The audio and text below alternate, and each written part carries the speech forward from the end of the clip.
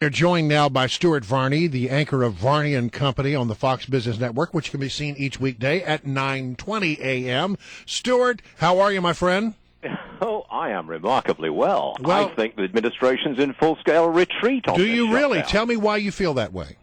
Half the furloughed workers, I am told, reportedly, are now back at work. The CIA, Social Security Administration, the Defense Department, the FAA, they've called back their furloughed workers. They're back on the job. That, to me, is a retreat by the administration because the PR from death benefits, World War II vets shutting at the Grand Canyon has been so bad, they look so bad that they are gradually backing away from this shutdown. Well, hold on a minute. That's my opinion. I appreciate that opinion, and I think it's a valid point. But let me take you to yesterday on the steps of the U.S. Senate. Harry Reid, the majority leader of the Senate, having a press conference. Mayor Gray from Washington, D.C., pulls him aside to sort of ask him a question about can you make sure, that D.C.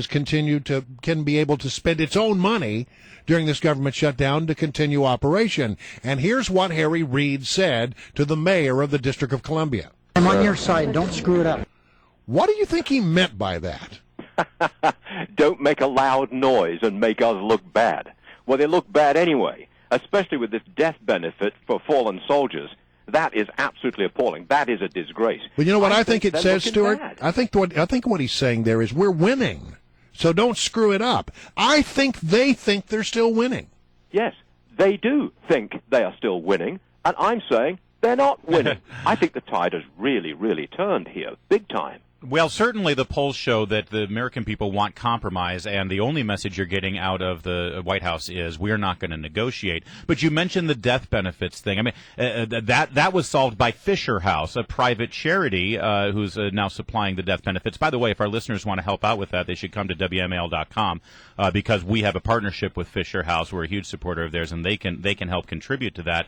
But they're finding ways, Stuart, like you just said, they brought back furloughed employees, but they're doing it without actually voting in the Senate and without the president actually signing anything. So they're trying to have their cake and eat it too. Yes. When this thing started, the Republicans got the blame. No question about it. The voting public said, you Republicans are holding things up. You are to blame. But that gap, the blame gap, is clearly narrowing. Yeah. And if I looked at the AP, a liberal organization, the AP put out an approval rating yesterday for the president down to 37%. Yes. Disapproval, 53%. And now we find we've got Paul Ryan going to the White House or proposing this plan to extend the deadline on debt and shutdown and debt and spending. And we now talk of a thaw. And the market, I'm telling you, the market is going to go straight up at the opening bell today. I'm looking at about a 120-point gain. Wow, good. I could use it. Listen, speaking of the stock market and the economy, the president officially nominated Janet Yellen to be the new Fed chairperson. I want to say chairman, but she's actually a woman, the first woman to serve in that position if she is confirmed in 100 years. She's not an unknown entity because she was the vice chair. What do we know about this woman? She's an academic. She's a Democrat, tends to be on the left, and she favors printing more money. Huh. She says that unemployment is a big problem for her, and the Fed, the Federal Reserve, has to help out. That means she will be in the Ben Bernanke mold of printing more money. That means interest rates are going to stay down. And look, in my view, the Federal Reserve has now become an arm of the Obama administration. The president's policies on the economy have failed to produce vigorous growth. He now relies upon the Janet Yellen and Ben Bernanke to get out there and print up a storm and keep things going, certainly keep the stock market going. And that's what's happening. We have politicized the Federal Reserve to a degree which I've never seen in 40 years. Well, and because of that, I mean, she's given speeches to the AFL-CIO talking about how the Fed is a key component to helping unemployment issues. She's talked about how sympathetic she is to families who are out of work. I think isn't she from Berkeley? I think she got her undergrad at Berkeley or maybe her graduate degree. I mean, there are academics and then there are Berkeley academics, Stuart Varney. Should we be afraid? Yes, she's Berkeley, Yale, and I regret to say the London School of Economics. We blame the Brits then. Be afraid, ladies and gentlemen, be very afraid. All right. So as you look at this thing, she's on the left. Okay. She's going to print money. Wall Street likes it. The president, no doubt, likes it. That's what we've got. Period. All right, and Stuart, what's your prediction here on this government shutdown? Do you think that, the president doesn't show any signs of blinking. We heard Harry Reid say, don't screw it up. Is this just going to be long and protracted and stretched out because neither side shows any sign of buckling?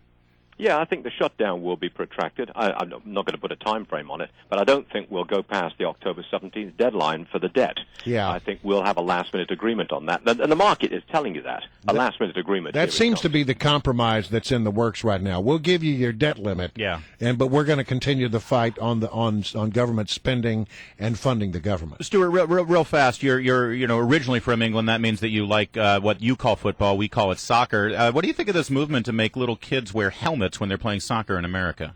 Ridiculous. All right. That sums it up, doesn't it? That is absolutely ridiculous.